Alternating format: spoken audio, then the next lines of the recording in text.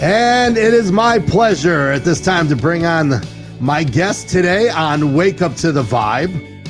He holds a PhD, and not the same PhD that I have. My PhD is poor, hungry, and determined.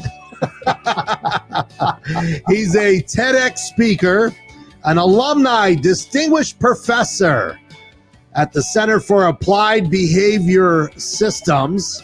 Over 50 years, 50 folks, 50 years as faculty at Virginia Tech.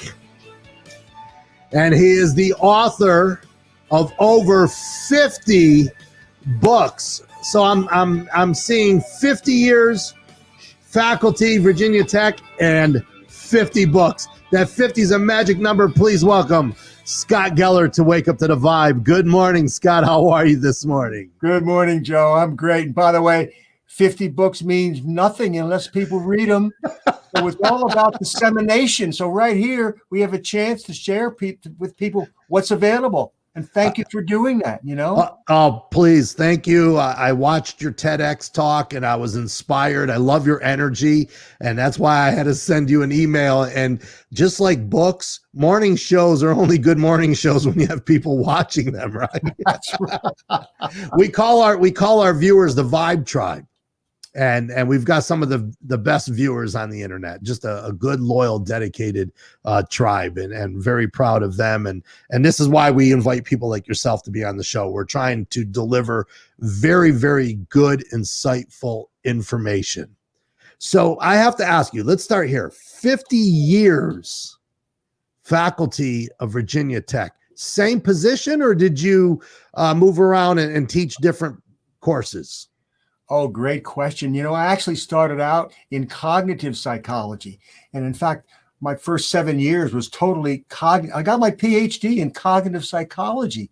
But then I started to say to myself, I'm not making a difference. Now, I'm not slamming cognitive psychology, but for me, I wanted to make a difference. And for me, it was changing behavior, improving behavior.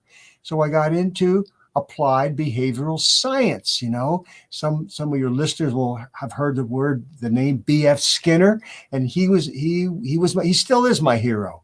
But then I learned from W. Edwards Deming about humanism. And now I'm talking about bringing those two together. But I'm telling you, it's evolved. I mean, I started in cognitive, then I went to behavioral, and now I'm bringing humanism and behavioral together, but I've always had the same mission: to make a difference. To improve human welfare. I love it, and I love the term that I read on your webpage: humanistic behaviorism. Yeah, that's a big word. Two big words: humanistic behaviorism. Yes, and you know, the behaviorists, they don't like the word humanism. And the humanists, they don't like the word behaviorism. I mean, in fact, when I give keynote addresses, for example, at the Applied Behavior Analysis Association, and when I talk about humanistic behaviorism, the old timers, they cross their hands, and it's a turnoff. It's a turnoff, and I understand that. But again, B.F. Skinner in 1968 said, behaviorism is the way to make humanism more effective. I am saying that humanism is the way to make behaviorism more effective. But it's humanistic behaviorism. Yeah, I mean, the two go together so nicely. Yeah. Because the humanistic behaviorism. So if you had to define behaviorism, let's just take that piece right there. How would you define that word? I would say we apply contingencies, arrangements, so as to increase desirable behavior. And we focus on positive consequences. The behaviorists, they rarely use punitive consequences to influence behavior, yet that's what our society seems to do more often, because it's easy. Pass a law and enforce it. But the behaviorist wants to get people to want to do something. We want success seekers. We want people to do it because they're gaining something rather than doing it to avoid something aversive. Right. You just said something though that almost, when I play it back in my head, it almost sounds like an oxymoron. Positive consequences. That almost, those two words together, like a consequence always, to me. Isn't that something? We think of a consequence as negative.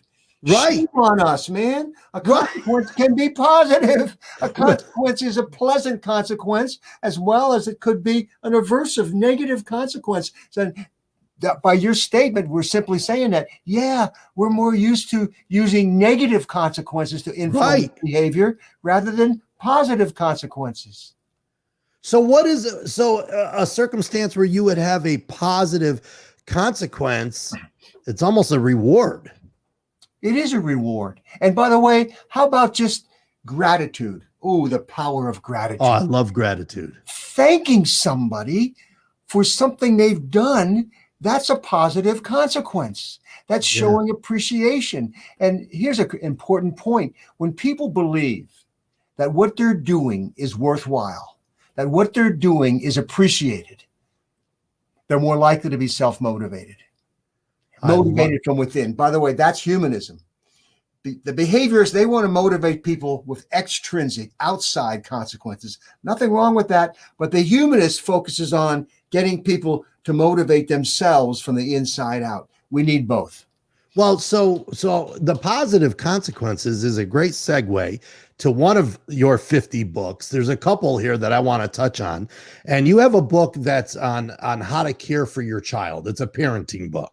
Correct. Yeah. What is the exact title? And I apologize because we're going to talk about the positive policing, actively caring for your child. How to be a more effective parent. And this is not common sense, although it'll feel like common sense because you can say, I've been there, but it's based on science and it's based on humanistic behaviorism. I love that. So is that book focused on from a toddler to 8, 9 years old? Like there's the development years, right? No, all the way, man. It says caregiver. A caregiver, you know, we care for our grandparents, you know, and grandparents, we care for each other lifelong. So yes, there is a section. Of course, it's for toddlers, but all the way through teenagers, through adult. Wow. So it's in fact, in this book, we have 7 life lessons. If we applied these 7 life lessons that are in this book, the world would be a better place. Whether you're a parent, caregiver, teacher, or a police officer. Yes. 7 basic life lessons. Can we go down the road on those 7 life lessons or give us a couple teasers? Sure. The first lesson is give more positive consequences. I was just going to say, I like the positive consequence. Give more positive consequence. In fact, I'll open up the table of contents and that's the first lesson. The first lesson, and there's a lot to say about that, is employ more positive consequences. And lesson number 2, benefit from observational learning. We don't realize how much we learn and how much we teach others by our own behavior. Observational learning. Number 3 right away? Yeah, but wait, hold on. I want to talk about this observational learning. Yes. You could actually learn more about your child from just watching and studying in silence and understanding and trying to look at them as an individual. Sometimes let me fast forward here. Okay, teenager. Let me go right to the teenager. Okay. It's so easy to get upset at a teenager. They don't call you back. They don't return your message. They don't return your text message. They don't come home when you tell them, and the list goes on, right? And I love teenagers. But sometimes if we just sat back and watched their individuality and how they approach things and try to understand them, I think we would parent them differently. Joe, that is so brilliant. No, I'm serious, man. I'm serious, because you're talking about the one humanistic word we have to get in touch with: empathy. Empathy. Empathy means, where are they coming from? If I watch them and try to understand, as you put it, understand where they're coming from, I will be able to communicate with them more effectively. So it is empathy. There's a humanistic word. So with empathy and the tools of behavioral science, we can improve behavior most effectively. Yes. Well, I'm going to tell you where that came from. And thank you for saying it was brilliant. Not too many people tell me that.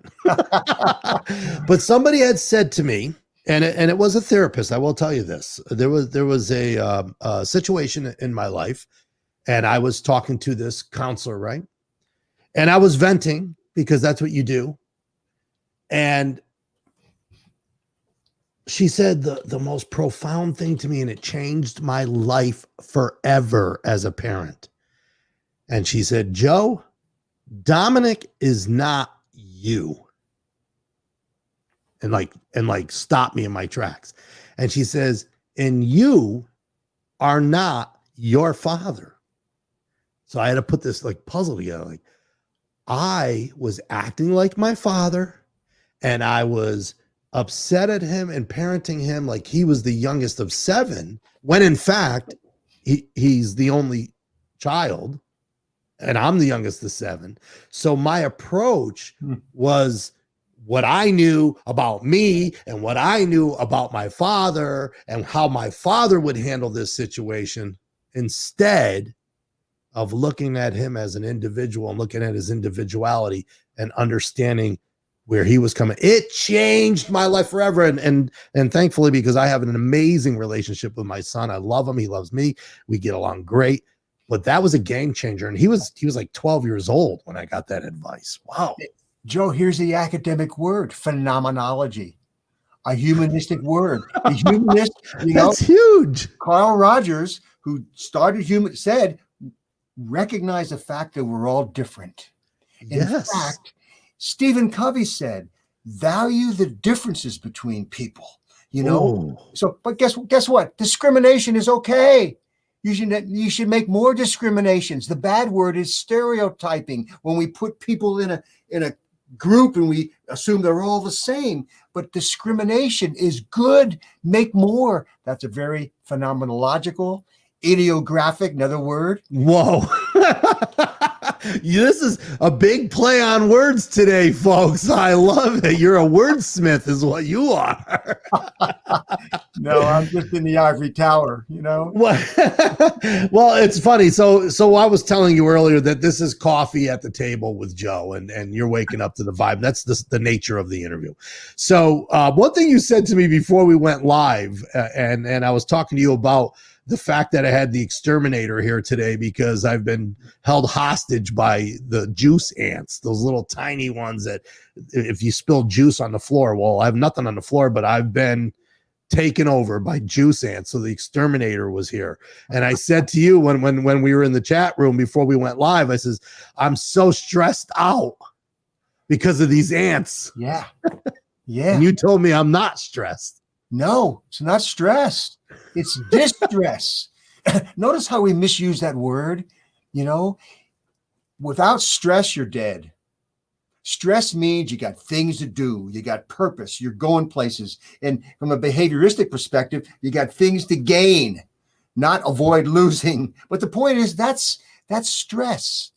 The bad word is distress. What happens when you're overwhelmed? Those ants, you weren't in control, man. They overwhelmed you. Holy cow. Right? And so you were distressed. That's the debilitating word. So, by the way, if you look these words up in the dictionary, you're going to see. Looking up, stress simply means I got things to do. Distress means you're overwhelmed. Wow.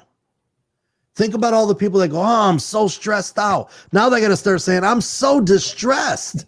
No, you can see. No, you're more often stressed, right? Let's face it. You're in control. You're more often stressed. And it's okay. It's like motivated. You're motivated. There's always another play on words, right? Because I read something and I thought it was interesting on the information you sent to me. And I don't know why this one stuck out. Seatbelt. Oh, yeah. It's That's not stuck a up. seatbelt. That takes me back in the 80s, man. Back in the 80s, only 20% people buckled up in their vehicles. And today, 80% buckle up. There's still now 20% who don't buckle up. What if we call them what they are? Life belts. But better than a seatbelt. It's not a seatbelt. Seatbelt is a lap belt. I love it. It's I a love it. safety belt, folks. It's a safety belt. It's an occupant restraint belt. Yeah. See, that's a real term. Put your child in this occupant restraint. Oh, really? Honey, I'm not leaving until you put your occupant restraint belt on. I love this. I love this. So back to the 7 things, though. All right. So we went through give me the first 1 and 2 again. Use more positive consequences. Positive consequences. You can tell I don't have any short-term memory. and observational learning. When I started at Virginia Tech a long time ago, 1969, I didn't know how to teach. Just because you get a PhD doesn't mean you can teach. So what did I do? I got to the phone book and I looked up, and they have the award-winning teachers at the university marked. So I called them up and I said, can I come and just sit in the back of your class and watch? The first guy was a biology teacher, and he said, Dr. Geller, I teach biology. Why would you want to come to my class? And I said, sir, it's not about the content. It's about your style. I want to learn what you do in the classroom so I can learn. Observational learning. Yeah. And life is all about learning. Never stop learning. At my age, I'm almost 80 years old, and I still believe in learning. And of course, I believe in teaching. You have incredible energy, though. You do. Are you into like I drink alkaline, I drink the green drink, I drink chlorophyll. Like I'm into all that stuff because it gives me energy. But at 80 years old, are you like Jack LaLanne? Like are you juicing every day? Man, I'm inspired to teach. When I tell my students, I give the orientation lectures now and then when the students come to the university, and I tell them, I say, folks, the last one was with their parents. When do you get to talk to students and their parents at the same time, except in church? And I said, you know what I wish for you? I wish for you to find a profession, find a job that you never want to leave. And that's me, man. I found a position, the opportunity to teach. And by the way, it's teaching stuff that I've researched, that I believe in. What's in this book is research. It's science. It's not common sense. Yeah. So how can you not be turned on to that? Like in your case, Joe, you love what you're doing. Love it. To share information and to get the word out and to wake people up in the morning and get them going, man. Yeah. Wouldn't be better than that. It really is. And we talked about this a few weeks ago on the show. We talked about finding your pure joy. And really, that was a takeaway from Tony Robbins. He has a CD out, 7 Days Get the Edge. And I'm into all, like you mentioned, Covey.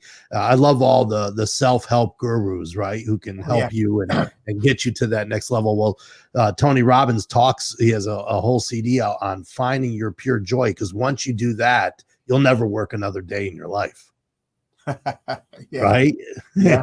And you have 50 years. Man, yeah. Any plans for retirement? Are you going to go another 30? Not, man. Oh, I'm not thinking about it, but I know I'm going to have to go one of these days. As long as I can keep doing it, I want to keep doing it.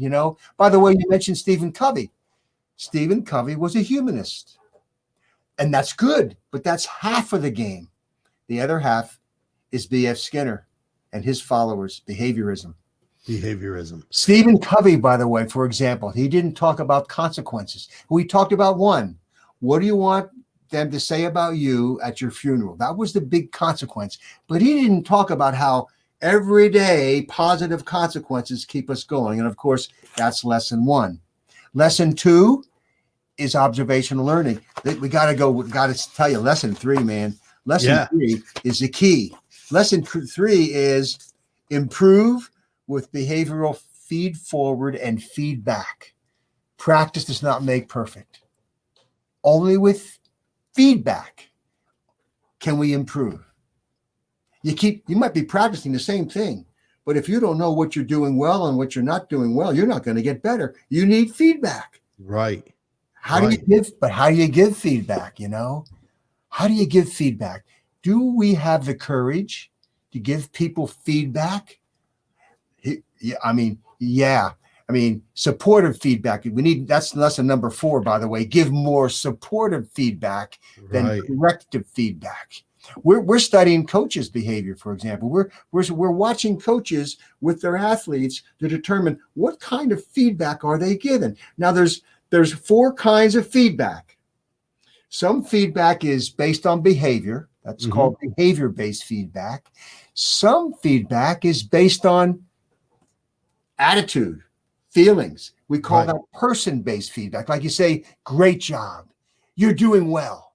Wonderful. Well, that's person-based. You're not specifying a behavior. Okay.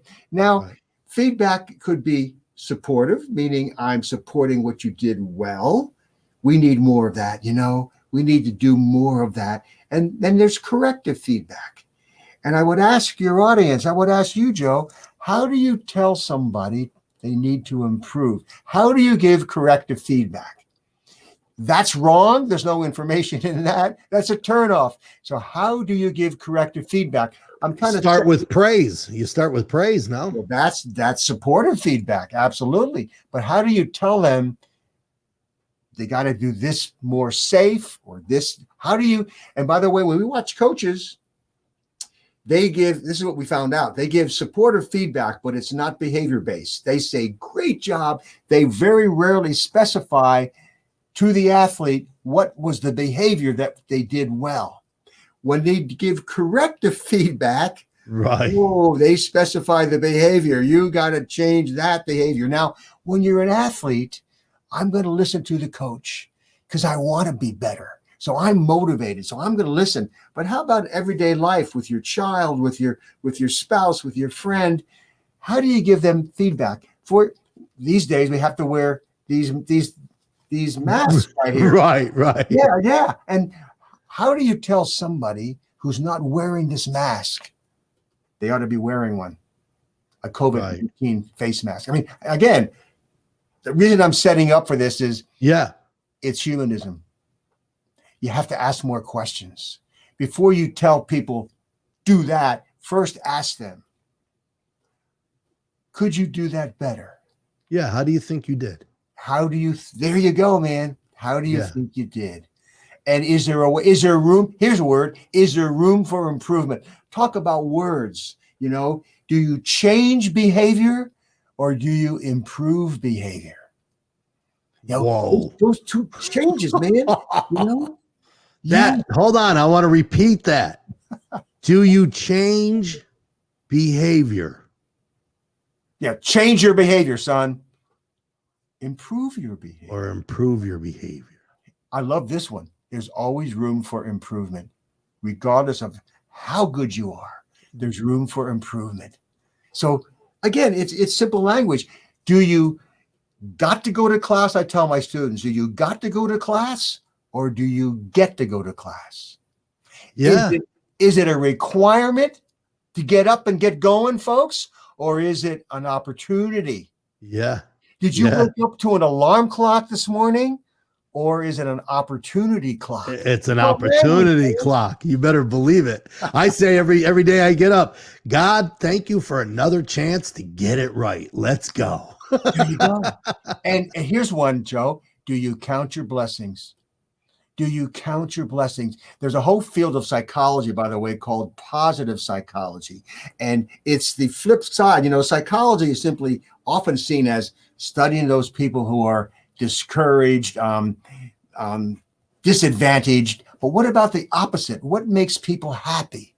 How do we improve happiness? One simple way: gratitude.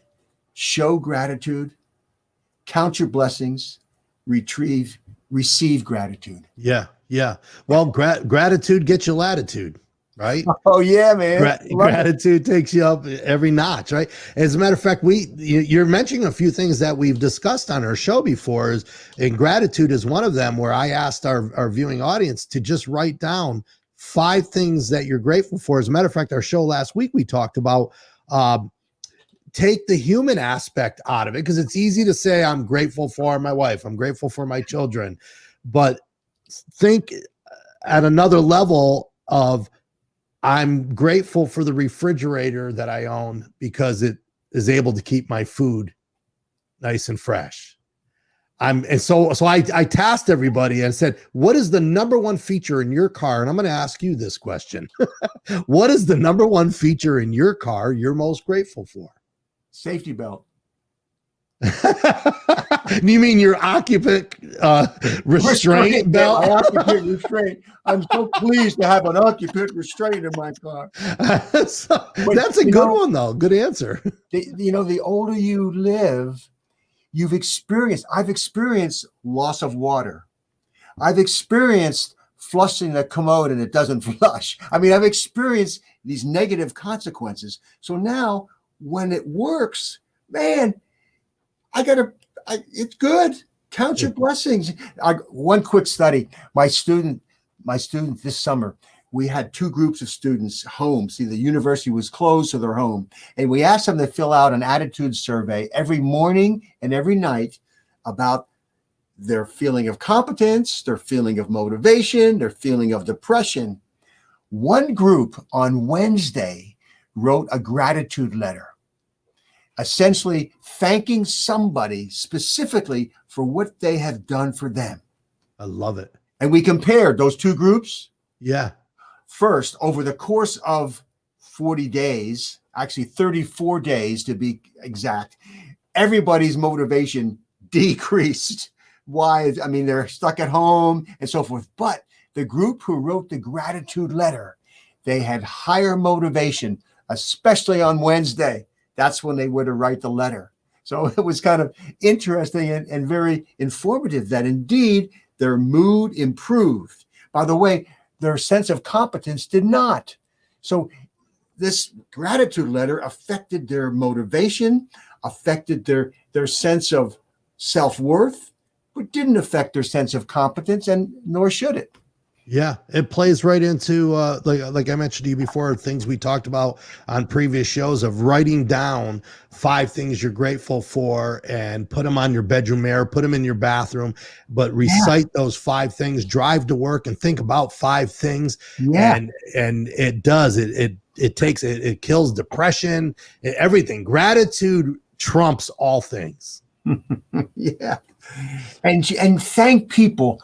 Part of gratitude is delivering that gratitude. You can write the letter and you can talk to yourself, but it's even more powerful when you share it, when you thank somebody for what they've done.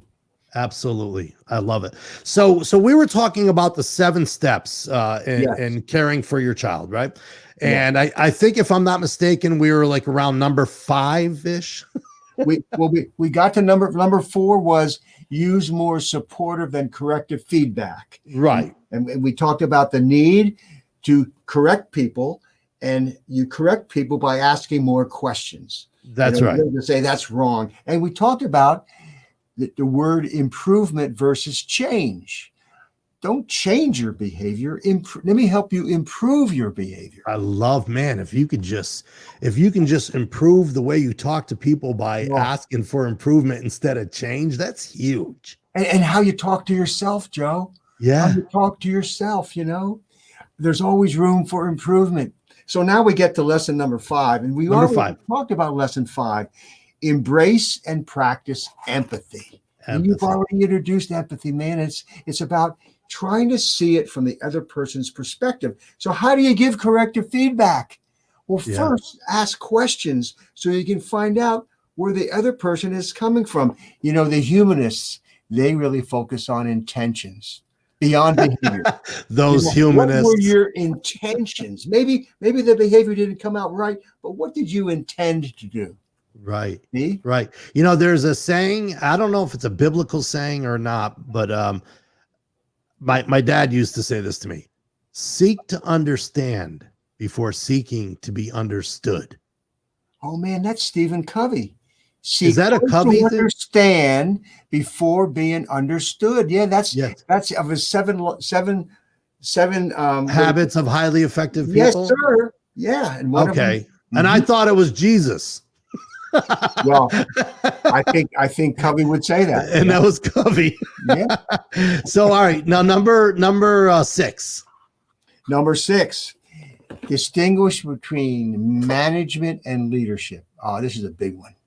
We manage behaviorism, but we lead people. Leading people means inspiring people to be self-motivated. Everybody can be a leader. Yeah. Managers, we get that position assigned to us. If you're a supervisor, you're a manager. If you're a teacher, you're a manager. You manage behavior, and that's Right. good. If you're a parent, you manage behavior. Right. But to lead people, that's the humanistic side of this. You inspire people to be self-motivated. Now, here's the key, probably the most important thing we'll say all morning. 3 C words. 3 words that begin with the letter C. And if you can increase the perception of these 3 C words, you will increase their self-motivation. You will inspire them to be self-motivated. This is a humanistic theory, but it's supported by much research. First C is choice.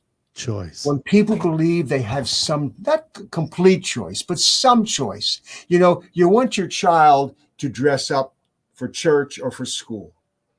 But what if you had 2 outfits? Both of them would please you, and you asked the kid, which one would you choose to wear? Right. Or how do we talk to people? Not why did you do that? Why did you choose to do that? So throw in choice, man, because then I feel I have some, the word the academics use is autonomy. I believe some sense of autonomy. I'm more likely to be self-motivated. Next C word, competence. We mentioned this one earlier. When I believe I'm competent at doing worthwhile work, I'm more likely to be self-motivated. In fact, that's what kept me here at this university. I believe that what I'm doing is worthwhile, and I think I'm pretty good at it. So that's competence. Next word is community. Now, the researchers called it relatedness. We're talking about Ed Deasy and Richard Ryan. They're the humanistic researchers who did much of the study. It's called self-determination theory, by the way. Some of your listeners might recognize that term. I'm calling it self-motivation. Perception of choice, perception of competence, and a perception of community. You know, community. We're all in this together. Yeah. The word interdependent. Yes, we're raised to be dependent. Yeah. Well, I'm back on the choice. Sure. I'm stuck on that, and I'm going to tell you why. So I might have been a bad parent when my son was little, and he said to me, "But I don't like chicken. I'm not eating chicken." And I said, "Looks like you're going to starve, kid, because tonight it's chicken." Well, you know, there's a very important point. There is a limitation to giving people choice. I mean, Right. I would like to drive any speed. My car is, but I don't have that choice, you know? So again, there is a need for management. So when you were telling your child, please, you need it. That was management. Nothing wrong with that. Oh yeah. Oh, he would sit down and eat it and go, "You know, Dad, this chicken's not so bad after all." Yeah, because I didn't give you another choice. The other thing too that came to mind, I've read a lot of sales training books. I used to be a sales trainer at a software company, and one of the things that I read is management is within the walls, and leadership is outside. And I like that analogy. Like management is like what happens, like you said, behavior. It's all that happens within these walls. Leadership is the vision and how can we take you beyond these walls, right? And Joe, another word that we might as well throw it in here now: followership. Followership. The advisor in my department of psychology, Dr. Roseanne Fody, she's been studying followership. There's a time and a place to follow. You can't always lead. You need to step back sometimes and let the other individual take charge. Let them lead. So knowing when to lead and when to follow is an important distinction to make. You know, you could take ism and ship and put it at the end of any word. Followership. I never heard that word. Followerism. Is there a followerism? Yeah, I man. love it. I love it. So there's a couple more things here, and that's very insightful stuff. We're going to talk to our viewers. We're going to tell them how they can buy this book that you wrote on caring for your child, on parenting, because that's a dynamite book, I can tell. I want to talk about another book that you put out, and it's just coincidentally, it really plays into today's times with what's going on in the world. And it's a manual on positive community policing. Yes. Right here, man. Here it is. Here it is. Positive community, actively caring for people. Love that. So what is this? Is this a book that you sell to police departments? You train police officers? Absolutely. My co-author was a police officer for 25 years, Bobby Kipper. And we are working in 2 states, several departments where they get the training with this book. I got to share you one thing. One feature of this process is police officers wear a blue wristband. And the blue wristband says actively caring for people. And every wristband has its own unique identification number. So a police officer sees an act of kindness, actively caring. He witnesses somebody doing something nice. Absolutely. Now we're back to gratitude again. The police officer thanks them, right? And takes this wristband off the wrist and says, join our movement. This is actively caring for people, policing. And then go to the website and register this wristband. Oh, no kidding. Yeah, to share the world. So your number, and by the way, then you pass this on to somebody else. Here it is. The process is STEP, STEP, S. See somebody doing an act of kindness. T, thank them, gratitude. Take the wrist. By the way, we have green wristbands for the average citizen, and we have child sizes and adult sizes. We've reduced bullying in several schools, but by this simple process, putting the focus on positive behavior, on actively caring behavior rather than bullying behavior. So that's right. C, thank. Now, E for step, enter. Enter the number on the wristband that I gave you at the website. You go to that website now, there's 2, one for police, actively caring for people policing, but ac4p.org. AC4P. You can get wristbands there. Books are there. We even have a theme song, an original song produced in Memphis, Tennessee, man. Are you serious? Yeah, here to share and care. I'll send it to you, Joe. I'll send it to you. Maybe you'll play it someday in the morning. Here to share and care. Here to share and care. But what was the P in STEP? Aha. Thank you for asking. Pass it on. Pass it on, man. Don't pass it on. Yeah, look for another act of kindness. Take this off your wrist and give it to them. And they go through the whole process. All of a sudden, what are we doing? We're spreading gratitude for acts of kindness. We're spreading positive gossip rather than negative gossip. We get enough of that on social media. So we're kind of getting the world of thinking about the bright side, the positive side of what people do, the silent majority. Let's face it, most of us do more good than bad, but we're not talking about it. Let's talk about it. Yes. Yeah. You know, and it's funny too, because when you watch a video on Facebook or social media of a police officer doing something good, it makes you feel good. It makes you feel good. Man. And there's not enough of that. We got all the negative stuff. We're talking about. It's gotten fun to police. I mean, come on. There are some bad apples, but there's bad doctors. There's bad school teachers. There's bad priests. There's bad baseball players. There's bad in every social group in America, in the world. There's a bad apple or a few. And you ask a group of people, how many people have had a positive interaction with a police officer? There are many more hands go up than Oh, negative yeah. action. And so we just need to start doing that, start talking about the positive. And again, we're hoping that this book gets around to different police departments and they start practicing this basic process. And of course, in this book are the principles, the 7 principles we just talked about, but written in the context of policing. And of course, we still have to talk about number 7. All right. I jumped ahead on that book. I got excited. That's okay. Well, I love it. give us, let's back up. Let's go back to parenting. I like the policing thing too. That's amazing.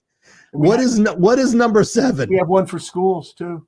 This is Hey, he's got over 50 books, folks. And then my daughter and I just wrote one for safety. Oh my gosh. Anyway, it's amazing. Every one of them includes number 7. Lesson number 7. Here it is. I can't wait. Well, let me ask you a question. Have you ever heard of Maslow's hierarchy of needs? Abraham Maslow. It rings a bell, but I can't tell you what it is. Well, some of your listeners will say, what's at the top of Maslow's hierarchy of needs? Now, here's the way it goes. It's a pyramid. We satisfy our basic needs first. We have enough food, enough sleep, enough shelter, and then we go to the next step and we satisfy safe and security. So the principle is you got to go climb this ladder, and actually you don't really have to, but it's a nice way to think about it. First, I need enough money, for example, for these basic needs. By the way, what we've shown in positive psychology, more money does not make you happier. Enough to satisfy your basic needs, to feel safe and secure. And then where do you go? Social needs. Okay. And then self-esteem. And then I would ask your listeners, what do they think is at the top? Is it self-actualization? That's how we've taught it for years. I've taught introductory psychology for 50 years, and most of the textbooks say the top of the ladder is self-actualization. Self-actualization. Yeah, meaning I've reached my goals in life. I had a professor in graduate school, and I was asking him, sir, how will I know when I'm self-actualized? And he said, Scott, you'll know when you can sit back and you can say, I did it. I reached all my missions, all my visions in life. I made it. And then he looked right at me and said, Geller, I don't think you'll ever get there. Yeah, I was going to say, how do you get there? I mean, man, oh my gosh. I invent something in my head every day. Maslow passed away in 1970. Before he passed away, he wrote his last book published by his wife. It's called The Farthest Reaches of Human Nature. And he said he was wrong. The top is not about self. Think about it. Self-esteem, self-actualization. The top is self-transcendence, going beyond yourself for somebody else. I love that. You know what we call it? Serving. Caring for people, man. Actively caring. Actively going beyond yourself for somebody else. That police officer takes off this wristband and he gives it to a citizen. He's actively caring and he's promoting that. And wow, we've had citizens receive that. They don't want to give this one away. You know, the last letter P means pass it on. Oh, I got this from officer. Yeah, I'm not going to pass this one on. But yeah, I mean, it's self-transcendence. Isn't that powerful? Now, here's one thing we have to realize. You don't have to have all of these needs satisfied before you get here. Mother Teresa didn't. Gandhi didn't. Many people help others before they have satisfied all their needs. That's right. And here's the big deal. When you help others, does it increase your self-esteem? Does it increase your self of connectedness with others? It will take you out of depression. It will help you solve your problems. Yeah, man. Serving others is like medicine. Yeah. And here's a word you've heard this one, servant leadership. Yes. That's what real leadership is, when you serve others. That's right. I just read a quote the other day. It says, if you're a boss, just remember this. They don't work for you. You work for them. Yes, sir. And I said, whoa, that's awesome. If more bosses can carry that attitude. Yeah. Wow. Hey, this was phenomenal. Is there like one location where somebody can buy all of your stuff? Oh, absolutely. GellerAC4P.com. Geller my name. AC C4, the number 4 number 4, P. P. Geller .com. AC4P.com. Yeah, and there's summaries of the books. We have reviews. People have reviewed the books and so forth, so you can see what fits. We've just covered the 7 basic principles that are in the book for police, the book for school personnel, the book for college students. We have one for college students, all written differently to fit the context. But the bottom line is, we have one for safety professionals also. So these principles, the safety professional that make sure you are strapping your occupant. What did we call that thing? The occupant restraint belt. See, you got to have it, man. We're in these verbal habits, and we got to break the habit. I love it. Humanistic. I was going to say optimism. It's behaviorism, but optimism as well. Yes, sir. Dr. Scott Geller, thank you so much for joining us here on Wake Up to the Vibe. A great morning. I do appreciate your presence here today. Thank you, Joe. It was my pleasure.